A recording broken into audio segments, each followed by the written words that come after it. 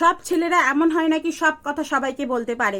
তাই এমন এমন কিছু প্রবলেম আছে যারা তাদের কারোর সাথে শেয়ারও করতে পারে না, কোনো ডক্টরের কাছেও করতে পারে না, মা বাবার কাছে করতে পারে না, এমনকি তারা কোনো ফ্রেন্ডের সাথেও আলোচনা করতে পারে না। আজকের ভিডিওটা অনেক ইম্পর্টেন্ট ছেলেদের জন্য, তাই ভিডিওটা কি স্কিপ করবে না, পুরো ভিডিওটা দেখবে। তোমরা অনেক কিছু শিখতে পারবে, নিজেদেরকে অনেকভাবে প্রোটেক্ট করতে পারবে। তো হ্যালো এভরিওয়ান, আমি সুধা সরকার। আমার চ্যানেলে তোমাদের সবাইকে অনেক অনেক ওয়েলকাম। আমার চ্যানেলে হেলথ রিলেটেড এরকম অনেক ভিডিও আসে, তাই এরকম ভিডিও যদি তোমাদেরকে অনেক পছন্দ হয় তো চ্যানেলটাকে সাবস্ক্রাইব করে দেবে আর আমার ভিডিওটা পুরো দেখবে। ওকে, চলো বলি। অনেক ছেলেরাই আছে যারা সবার সাথে খোলাখুলি ভাবে কথা বলতে পারে না। যে এমন না যে ছেলে মানেই সে সবকিছু বলতে পারবে, তাদেরও কিছু প্রবলেম থাকে, তাদেরও কিছু ইন্টারনাল প্রবলেম থাকে যেগুলো নিয়ে তারা সবার সাথে আলোচনা করতে পারে না। একটা বয়সের পরে তারা মা বাবার সাথে এইসব নিয়ে আলোচনা করতেও লজ্জা পায়, কিন্তু তারা এই প্রবলেমটা অনেক সমস্যা হয়েছে বা অনেক সমস্যা হচ্ছে।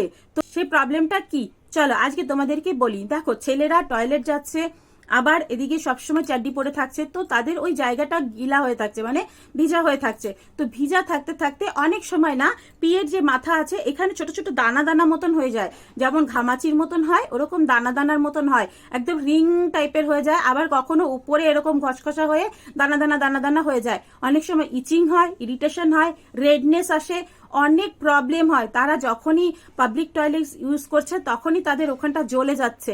কেন হয় এগুলো? পাবলিক টয়লেট ইউজ করার ফলে যে ইনফেকশনটা থাকে ওখানে ইনফেকশন জল দিলেই চলে যায় না, সব জায়গায় ছিটছে, সব জায়গায় ইনফেকশন থাকে।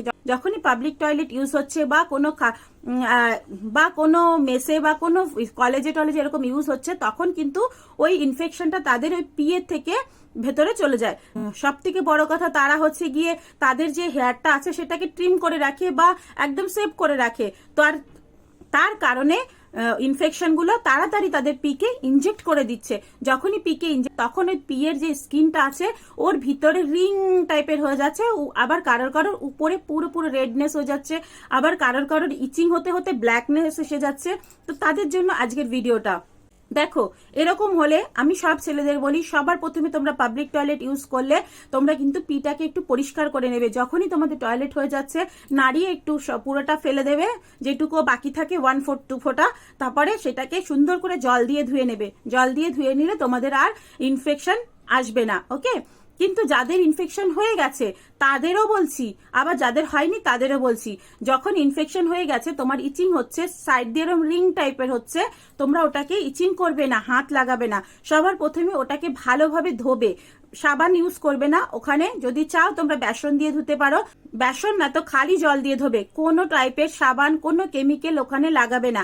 যখন বেসন দিয়ে ধুয়ে নিলে, ধোয়ার পরে ওই জায়গাটা সুন্দর করে শোকাবে, টাওয়েল দিয়ে সুন্দর করে শোকাবে। শুকিয়ে একটা মুলতানি মাটির একটা প্রলেপ নেবে, মানে একটা মুলতানি মাটিকে পুরো গুঁড়ো করে একটা পাত্রের মধ্যে জল নিয়ে সেটাকে সুন্দর করে গোলাবে। একটা সাদা সুতির কাপড় নেবে, তারপরে সুন্দর করে সুতির কাপড়টা ওই মুলতানি মাটির মধ্যে এরকম করে চুবাবে। যখন পুরো কাপড়টা মুলতানি মাটি লেগে যাবে, তখন পিয়ের উপরে আস্তে করে এরকম ঢেকে রেখে দেবে। স্কিনটা পেছন দিকে নিয়ে পুরো যেই জায়গায় রিঙ্কেল টাইপের এসেছে, যেই জায়গায় ইচিং হচ্ছে, যেই জায়গায় ব্ল্যাকনেস এসেছে, রেডনেস এসেছে, সেই জায়গাটায় পুরোটা এরকম চেপে ধরে আটকে রাখবে। আটকে ওখানে ঘুমিয়ে পড়বে। যখন ওটা আস্তে আস্তে যে মুলতানি মাটিটা শোকাবে, তখন তোমাদের ওই যে ইচিং এর জায়গাটা ওটাও শুকাতে থাকবে। এরকম করে 2-3 দিন করতে থাকো, দেখবে ওই যে রিঙ্কেলটা আছে, ওই যে ইচিংটা আছে বা ওই যে রেডনেসটা আছে, ওটা আস্তে আস্তে আস্তে আস্তে শুকাতে শুরু করবে। এটা একটা করতে পারো। আর একটা করতে পারো, ওইখানে হলুদ লাগিয়ে দেবে। তোমরা আসলে ফ্রেশ হয়ে আসলে এসে ওই জায়গাটা সুন্দর করে হলুদ লাগিয়ে ঘুমিয়ে পড়বে। হলুদ লাগিয়ে ঘুমিয়ে পড়বে, সকালে দেখবে অনেকটা ঠিক হয়ে গেছে। এই দুটো যদি তোমরা করো তাহলে তোমাদের কি উপকার হবে সেটাও বলছি। যখন তোমরা এটা ওপেন রাখছো, তখন হাওয়ার কন্ট্রাকশনে এসে তোমাদের ওখানে যে ক্যারাটিনটা চলে গেছে, ওই ক্যারাটিনটা আবার ভরে যাবে।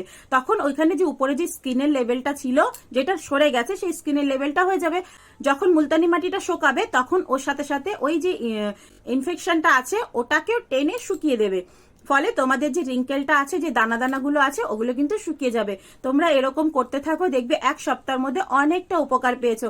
আর সব ছেলেদের বলছি, একটু চেষ্টা করবে নিজেদের যে স্কিনের ভেতরে যে নোংরাগুলো থাকে ওগুলো একটু পরিষ্কার করার। দেখো, এগুলো কিন্তু আমরা সবাই জানি না, আর সবাই বলতেও পারে না, বা লজ্জাতে সবাই মানে ভিডিও করতে পারে না। বাট আমি তোমাদের জন্য এগুলো ভিডিও করছি, যে কেন বলো তো, তোমরা একটু হেলদি থাকো, ফ্রেশ থাকো, একটু খুশি থাকো। এই এই প্রবলেমগুলো অনেক ছেলেদের হয়, কিন্তু তারা কাউকে বলতে পারে না, তাই তোমাদেরকে এরকম বলেছি। আমারও একটা বড় ছেলে আছে, তারও কত রকমের প্রবলেম হয়, তাই জন্য আমি জানতে পারছি যে এই প্রবলেমগুলো ছেলেদের হতে পারে, তাই তোমাদের জন্য এই ভিডিওগুলো বানাচ্ছি। তো আশা করি ভিডিওটা তোমাদেরকে অনেক হেল্পফুল হয়েছে। ভালো লেগে থাকলে লাইক করে দেবে, আর এরকম যদি তোমার কোনো ফ্রেন্ডদের হয়ে থাকে তাদেরকে একটু শেয়ার করে দিও, যাতে তাদের একটু উপকার হয়। আর একটা কথা বলছি, ওই জায়গাটাতে কিন্তু কোনো সাবান বা কোনো কেমিক্যাল বা কোনো লোশন, কোনো ক্রিম ইউজ করবে না। একদম শুধুমাত্র যদি তোমাদের ড্রাইনেস বেশি হয়ে যায়, তাহলে অলিভ অয়েল আর কোকোনাট অয়েল, এই দুটো ছাড়া কিচ্ছু ইউজ করবে না। এখানে লং অয়েলও ইউজ করবে না, বা কোনো টাইপের সর্ষের তেল কিচ্ছু ইউজ করবে না। অনলি কোকোনাট অয়েল আর অলিভ অয়েল। ওকে, যদি ড্রাইনেস না আসে তাহলে ইউজ করতে হবে না, তাহলে হলদি আর হচ্ছে গিয়ে ওই মুলতানি মাটির প্রলেপটা লাগিয়ে রাখো, দেখবে অনেকটা উপকার হয়ে যাবে। চলো, ভালো লেগে থাকলে লাইক করে দিও। টাটা, বাই বাই, সবাই সুস্থ থাকো, ভালো থাকো, হ্যাপি থাকো, বাই।